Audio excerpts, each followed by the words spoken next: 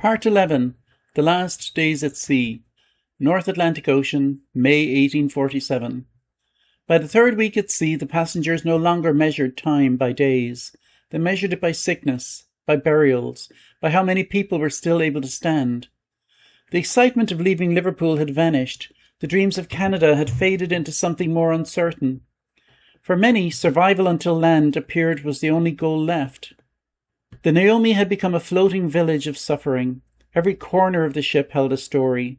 A mother sitting beside a feverish child, a husband holding the hand of a wife too weak to speak, an old man staring endlessly toward the horizon. The Atlantic surrounded them completely. There was nowhere to escape, no road to walk, no field to sleep in, no neighbour's cottage where help might be found, only wood, water, and sickness. Sean noticed the change in little Kathleen first. She was no longer asking questions. The child who had once asked her about every ship, every bird, every cloud, now sat quietly beside her mother. That frightened him more than tears. Children who stopped asking questions often stopped believing answers existed. One morning he touched her forehead, too warm. "Kathleen?" She opened her eyes. "I'm tired." "I know. When do we get there?" Sean looked away. "Soon." It was the same answer he had given before, but now he hated saying it. The sickness had a name. Many aboard had already suffered from fever and diarrhea. Others developed the telltale swelling and weakness that came with scurvy. Their bodies had been starved for so long before boarding that the voyage had simply continued the damage. The famine had followed them onto the ship. It had crossed the sea with them. The ship's doctor did what he could, but there was little to do. Medicine could not replace food. A clean hospital could not be built on an overcrowded hold.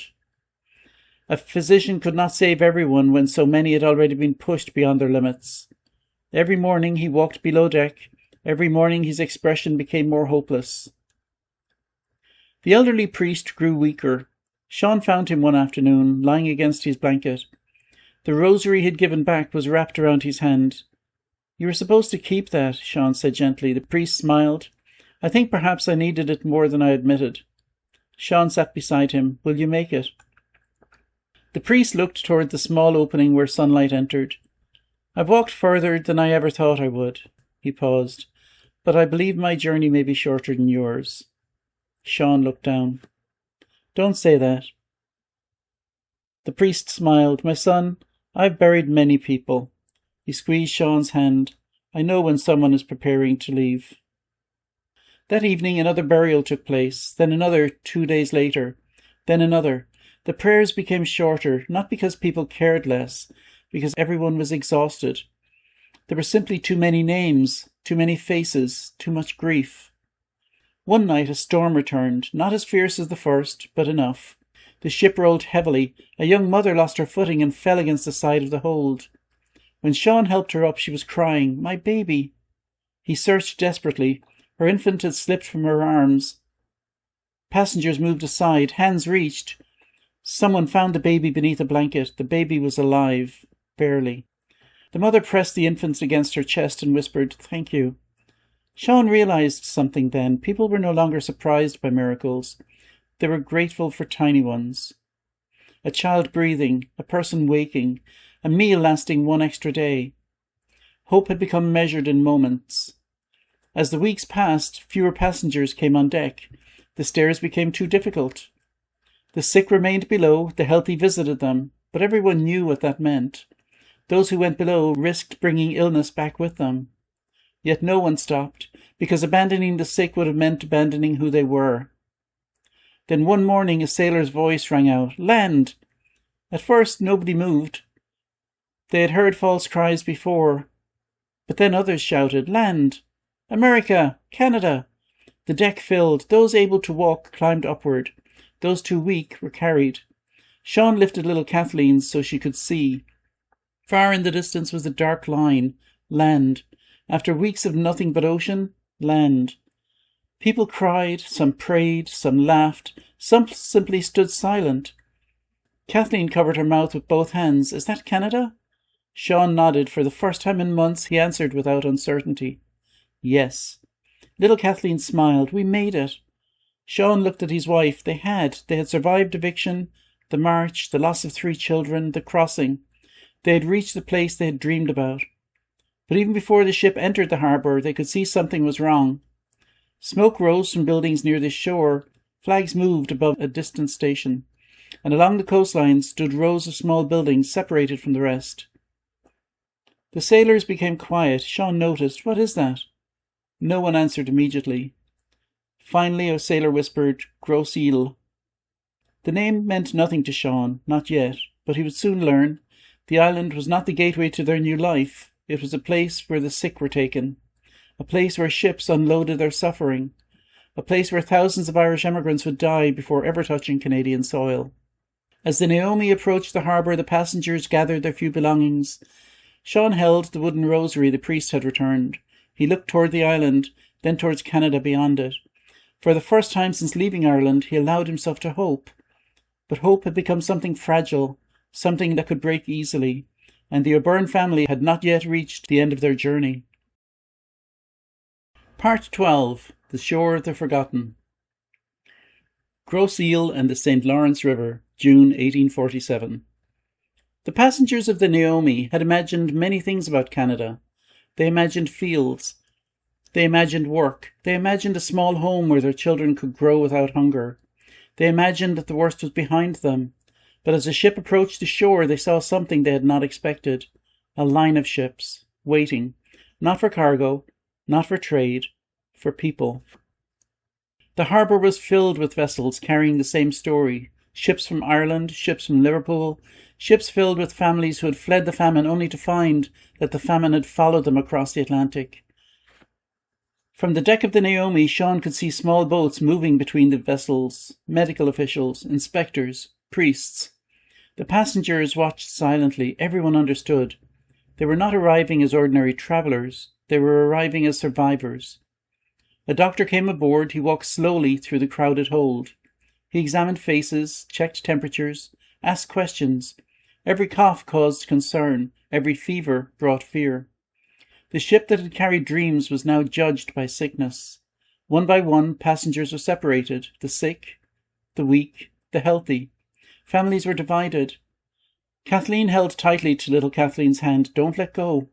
"I won't." Sean stood beside them. For months, keeping his family together had been his only purpose. He had failed with Michael, failed with Bridget, failed with Moira. Though he knew in his heart that there had been nothing he could have done, the guilt remained. He could not lose another child, not here, not after everything. Little Kathleen coughed, only once, but it was enough. The doctor turned. "How long has she been ill?" Kathleen stepped forward. "Only today." The doctor examined the child. A moment passed, then another. Finally, he nodded. "She may remain." Kathleen nearly collapsed with relief. Not everyone was so fortunate. Families stood on deck, watching loved ones taken away toward the quarantine station on Gros Isle. Some would return, many would not. The island had become known among emigrants as a place of fear, a place where the sick were sent, a place where the line between arrival and death became painfully thin. The O'Byrnes were allowed to leave the ship after inspection. They stepped onto Canadian soil. Sean expected to feel joy. Instead, he felt empty. He looked around. This was the land they had dreamed of, yet there was no celebration, no music, no welcome, only tired faces, thousands of tired faces. People who had made the same journey, people who had lost the same things. A Canadian official directed them toward temporary accommodation. "There is work available inland," Sean nodded. Work, that was enough. Work meant food. Food meant life. Life meant a chance. He looked at Kathleen. She was staring at the river. "What are you thinking?" She answered quietly, "I don't know." She looked back toward the ship. "Part of me is still in Ireland." Sean understood. A person could leave a country, but a country did not always leave a person. Before they departed, Sean asked about the priest, the man who had walked with them from Roscommon, the man who had prayed beside their daughter's grave, the man who had carried hope when everyone else had nearly lost it. A dock worker checked a list. His expression changed slightly. "I'm sorry." Sean already knew. The priest had died during quarantine. Another name, another soul, another Irish voice silenced far from home.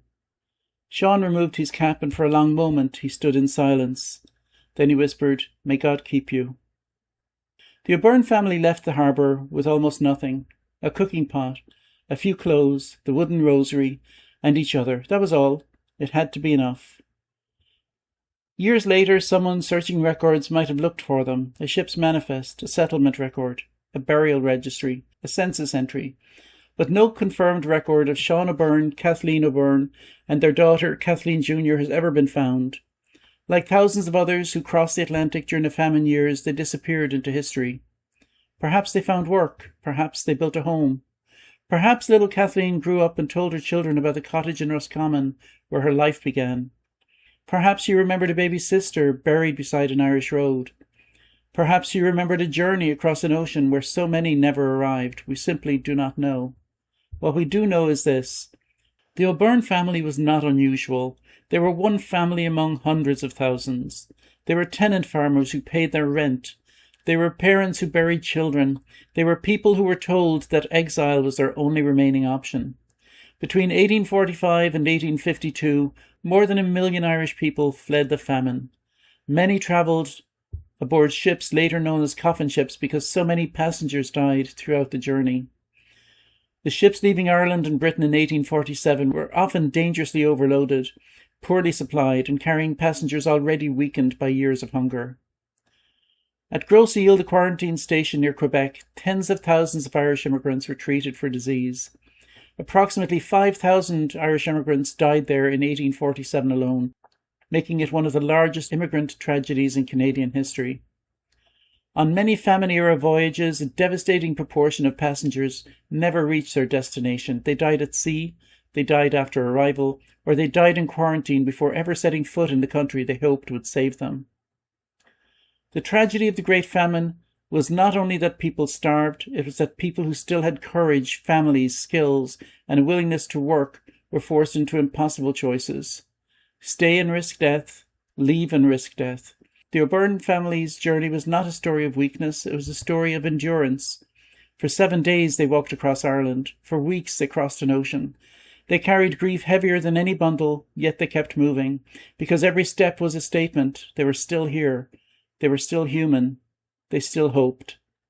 And somewhere, perhaps in a small Canadian town, perhaps beneath a name lost to time, there may have been a little girl named Kathleen O'Byrne, who once looked back across the Atlantic and remembered a green field in Roscommon, a mother who sang to her, a father who carried her when she could no longer walk, a baby sister who never made the journey, and a homeland she left behind forever.